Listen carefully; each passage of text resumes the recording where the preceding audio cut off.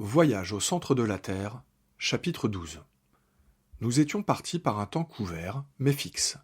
Pas de fatigante chaleur à redouter, ni pluie désastreuse. Un temps de touriste. Le plaisir de courir à cheval à travers un pays inconnu me rendait de faciles compositions sur le début de l'entreprise. J'étais tout entier au bonheur de l'excursionniste, fait de désir et de liberté. Je commençais à prendre mon parti de l'affaire. D'ailleurs, me dis-je, qu'est-ce que je risque ? De voyager au milieu du pays le plus curieux ? De gravir une montagne fort remarquable ? Au pis-aller de descendre au fond d'un cratère éteint ? Il est bien évident que ce Saknussemm n'a pas fait autre chose.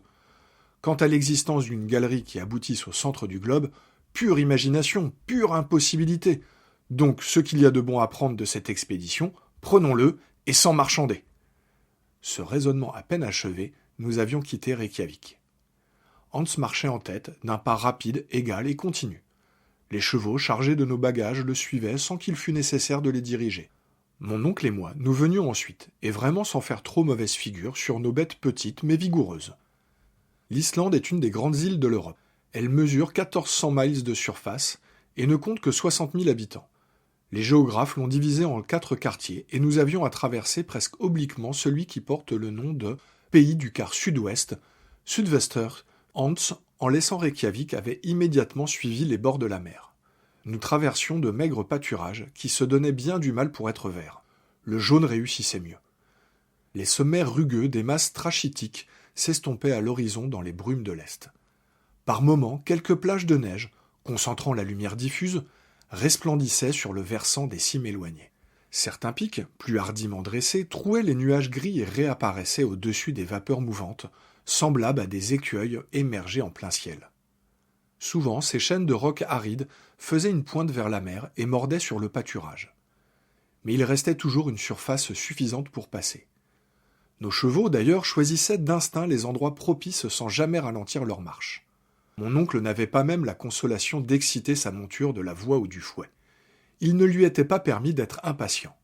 Je ne pouvais m'empêcher de sourire en le voyant si grand sur son petit cheval, et comme ses longues jambes rasaient le sol, il ressemblait à un centaure à 6 pattes.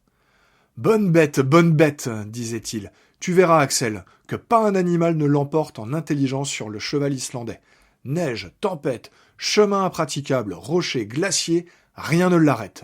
Il est brave, il est sobre, il est sûr. Jamais un faux pas, jamais une réaction.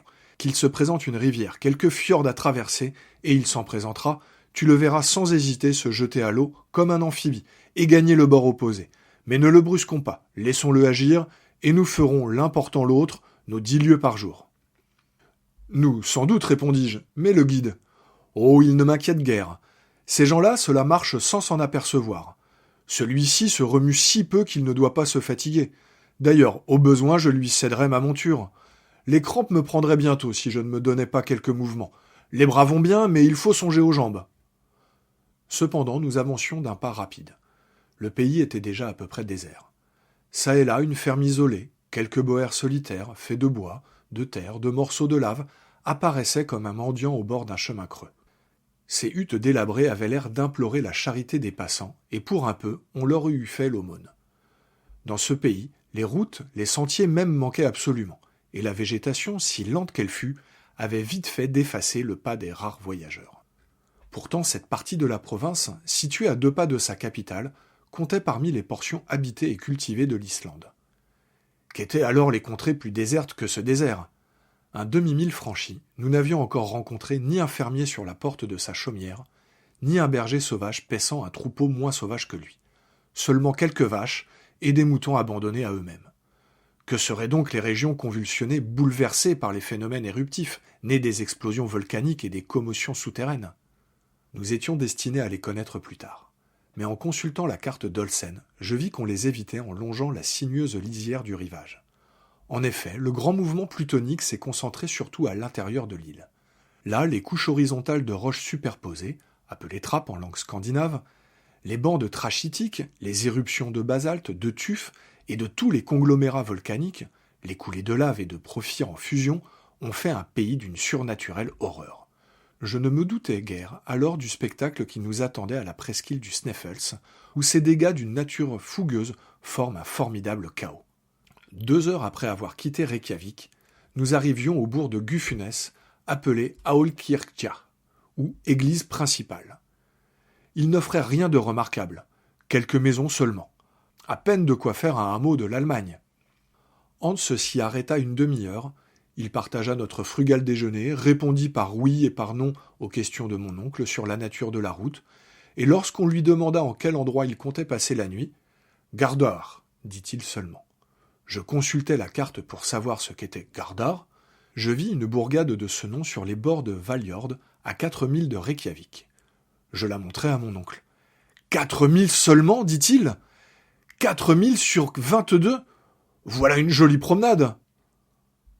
Il voulut faire une observation au guide, qui, sans lui répondre, reprit la tête des chevaux et se remit en marche. 3 heures plus tard, toujours en foulant le gazon décoloré des pâturages, il fallut contourner le Kollafjord, détour plus facile et moins long qu'une traversée de ce golfe. Bientôt nous entrions dans un Pingstower, lieu de juridiction communale nommé Eyulberg et dont le clocher eût sonné midi si les églises islandais avaient été assez riches pour posséder une horloge. Mais elles ressemblaient fort à leurs paroissiens, qui n'ont pas de montre et qui s'en passent. Là, les chevaux furent rafraîchis. Puis, prenant par un rivage serré entre une chaîne de collines et la mer, ils nous portèrent d'une traite à l'Aoalkirkja de Brentar, et 1 mille plus loin, au Sorbar Annexia, église annexe, située sur la rive méridionale du Hvalfjord. Il était alors 4 heures du soir. Nous avions franchi 4 milles. Le fjord était large en cet endroit d'un demi-mille au moins. Les vagues déferlaient avec bruit sur les rocs aigus. Ce golfe s'évasait entre des murailles de rochers, sorte d'escarpe à pique haute de 3000 pieds et remarquable par ses couches brunes que séparaient des lits de tuf d'une nuance rougeâtre.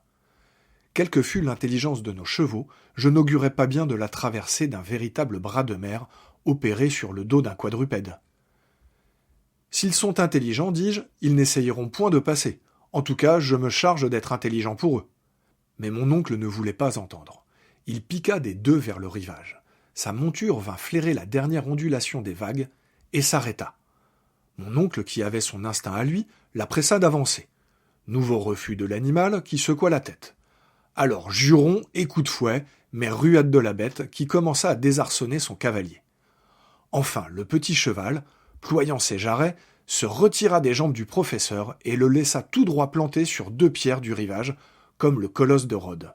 « Ah, maudit animal !» s'écria le cavalier subitement transformé en piéton, et honteux comme un officier de cavalerie qui passerait fantassin. « Faria !» fit le guide en lui touchant l'épaule. « Quoi, un bac ?»« Der !» répondit Hans en montrant un bateau. « Oui, m'écriai-je, il y a un bac !»« Il fallait donc le dire. Eh bien, en route !»« Tidvatten !» reprit le guide. « Que dit-il ?»« Il dit marée, » répondit mon oncle en me traduisant le mot danois. « Sans doute il faut attendre la marée. »« Förbida ?» demanda mon oncle. « Ja !» répondit Hans. Mon oncle frappa du pied tandis que les chevaux se dirigeaient vers le bac. Je compris parfaitement la nécessité d'attendre un certain temps de la marée pour entreprendre la traversée du fjord, celui où la mer, arrivée à sa plus grande hauteur, est étale. Alors le flux et le reflux n'ont aucune action sensible, et le bac ne risque pas d'être entraîné soit au fond du golfe, soit en plein océan. L'instant favorable n'arriva qu'à 6 heures du soir. Mon oncle, moi, le guide, 2 passeurs et les 4 chevaux, nous avions pris place dans une sorte de barque plate assez fragile.